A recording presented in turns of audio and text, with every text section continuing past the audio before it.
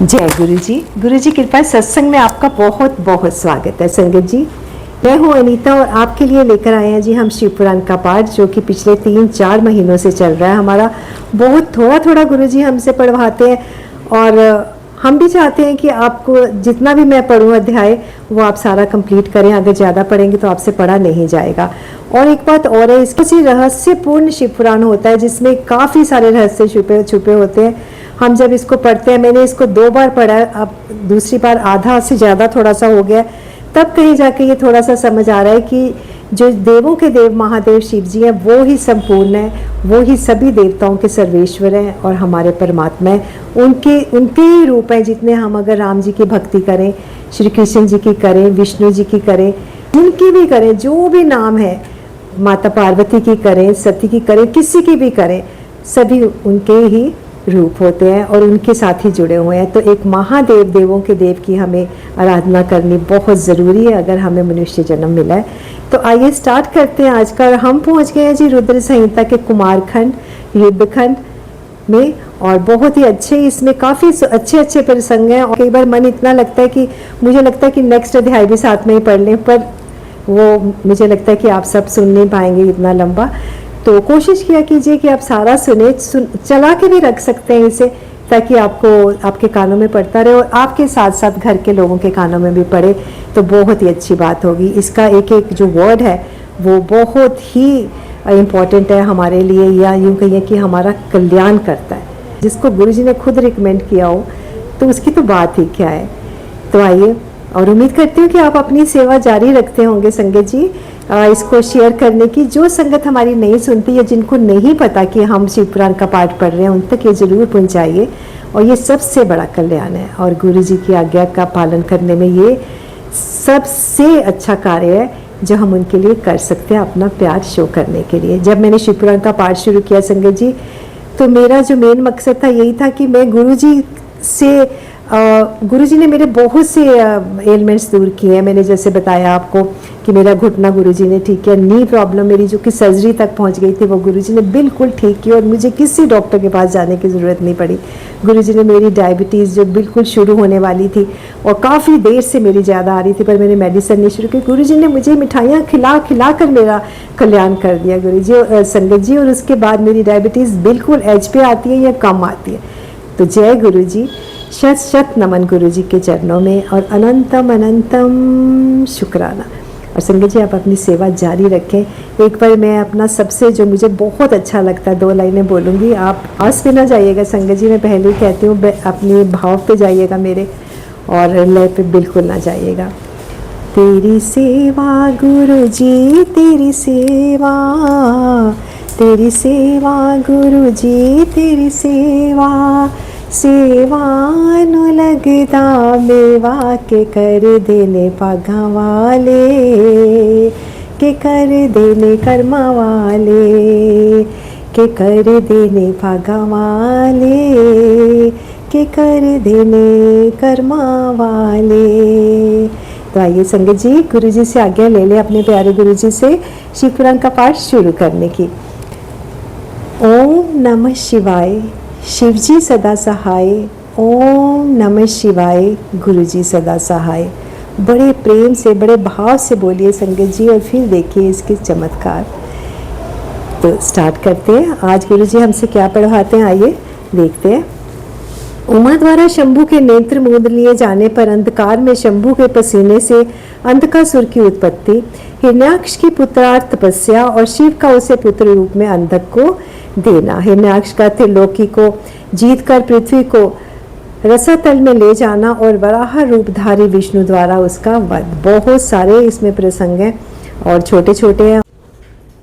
सनत कुमार जी कहते हैं, व्यास जी अब जिस प्रकार अंधकासुर ने परमात्मा शंभु के गणाध्यक्ष पद को प्राप्त किया था, महेश्वर के उस मंगलमय चरित्र को श्रवण करो।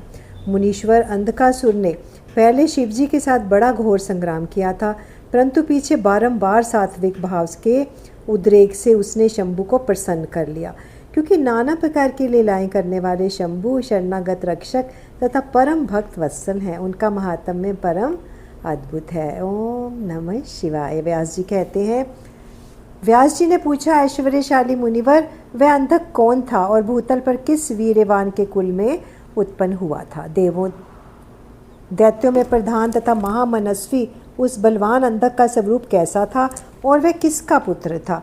उसने परम तेजस्वी शंभु की गणाध्यक्षता कैसे प्राप्त किया?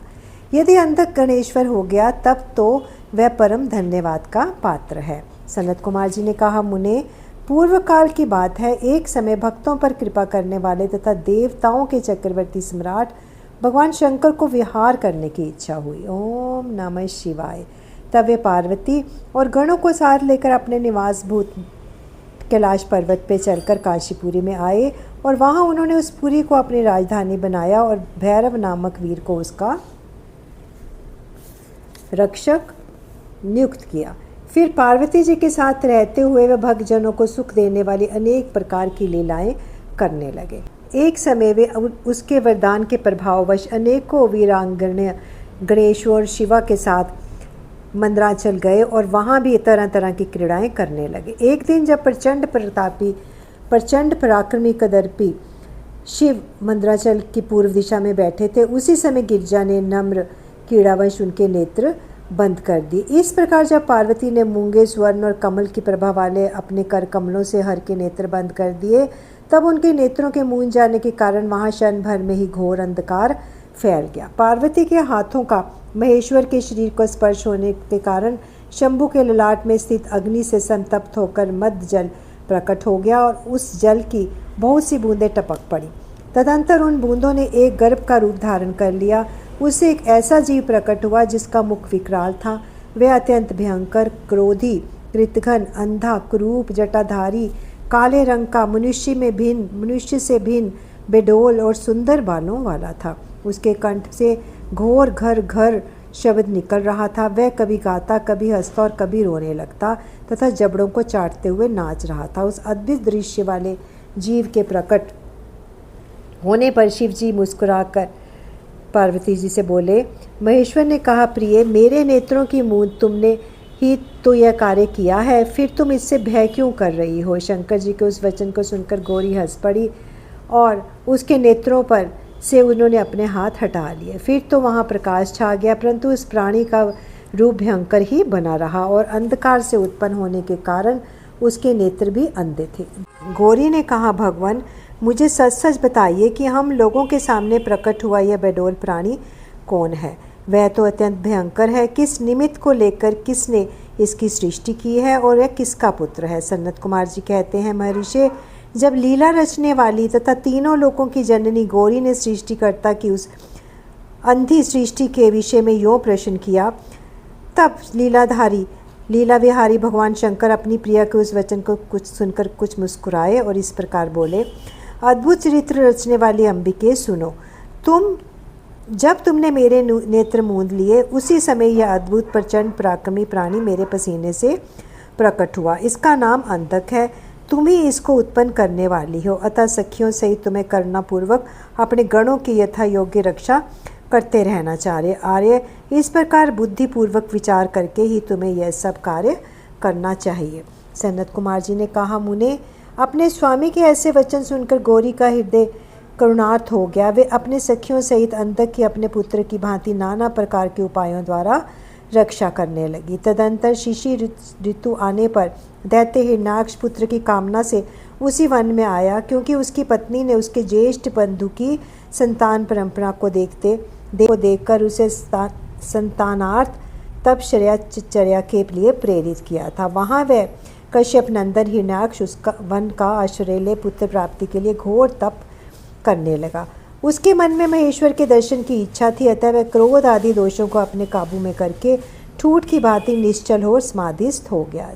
द्विजेंद्र, तब जिसकी ध्वजा में वृक्ष का चिन्ह वर्तमान है तथा जो पिनाक धारण करने वाले हैं, वे महेश उसकी तपस्या से पूर्णतः प्रसन्न होकर उसे वर प्रदान करने के लिए चले और उस स्थान पर पहुंचकर दैत्य प्रवर हिरण्याक्ष से बोले। महेश ने कहा, दैत्यनाथ, अब तू अपनी इंद्रियों का विनाश मत कर। किस लिए तूने इस व्रत का आश्रय लिया है? तू अपना मनोरथ तो प्रकट कर।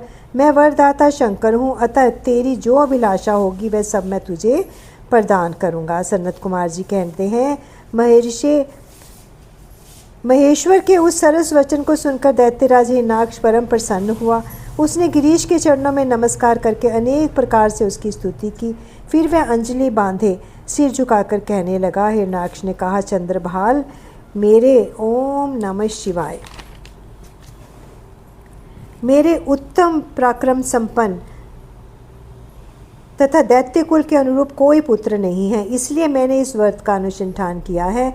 देवेश, मुझे परम बलशाली पुत्र दीजिए। सनत कुमार जी कहते हैं, मुने, दैत्य के उस वचन को सुनकर कृपालु शंकर प्रसन्न हो गए और उससे बोले, दैत्यधीप, तेरे भाग्य में तेरे वीर से उत्पन्न होने वाला पुत्र तो नहीं लिखा है, किंतु मैं तुझे एक पुत्र देता हूँ। मेरा एक पुत्र है जिसका नाम अंधक है। वह तेरे ही समान पराक्रमी और अजय है। तू संपूर्ण दुखों को त्याग कर उसी को पुत्र रूप में से वर्ण कर ले और इस प्रकार पुत्र प्राप्त कर ले। सनत कुमार जी कहते हैं, महर्षि, उससे योग कहकर गौरी के साथ विराजमान उन महात्मा भूतनाथ त्रिपुरारी शंकर ने प्रसन्न होकर हिरण्याक्ष को वह पुत्र दे दिया। इस प्रकार शिवजी पुत्र प्राप्त करके वह महामनस्वी दैत्य परम प्रसन्न हुआ। उसने अनेक स्त्रोत्रों द्वारा रुद्र की पूजा करके प्रदक्षिणा की और फिर अपने राज्य की ओर चला गया। गिरीश से पुत्र प्राप्त कर लेने के बाद वह प्रचंड पराक्रमी दैत्य संपूर्ण देवताओं को जीतकर इस पृथ्वी को अपने देश रसातल में उठा ले गया। ओम नमः शिवाय। अब देवताओं, मुनियों और सिद्धों ने अनंत पराक्रमी विष्णु की आराधना की।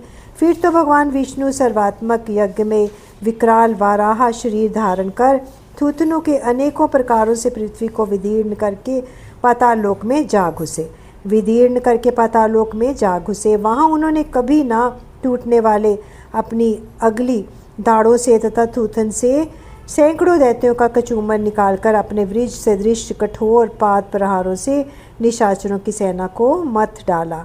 तत्पश्चात अद्भुत एवं प्रचंड तेजस्वी विष्णु ने करोड़ों सूर्यों के समान प्रकाशमान सुदर्शन चक्र से हिरण्याक्ष के प्रज्वलित सिर को काट दिया। ओम नमः शिवाय।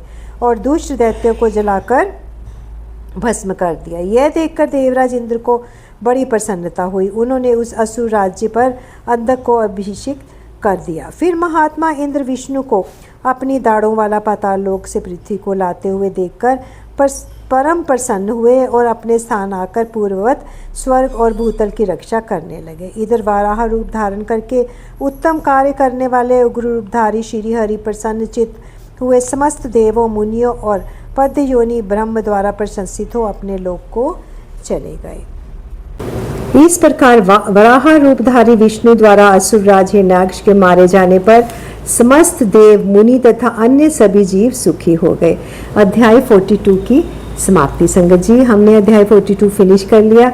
आइए अपने प्यारे गुरु जी से आज्ञा ले लेते हैं पाठ को यहीं पर विराम देने की और अपनी वाणी को भी विराम देने की। ओम नमः शिवाय। शिवजी सदा सहाय। ओम नमः शिवाय। गुरुजी सदा सहाय। तन तन Guruji, thank you for everything, thank you for everything Guruji, thank you. शुक्राना हर श्वास का, शुक्राना हर एक आस का जो हम आपसे लगा कर बैठते हैं, और शुक्राना हर उस कर्म का जो आप हमारे लिए करते हैं, हमारे कष्ट काटते हैं और हमारी सहायता करते हैं। जय Guruji. Thank you Guruji, thank you for everything.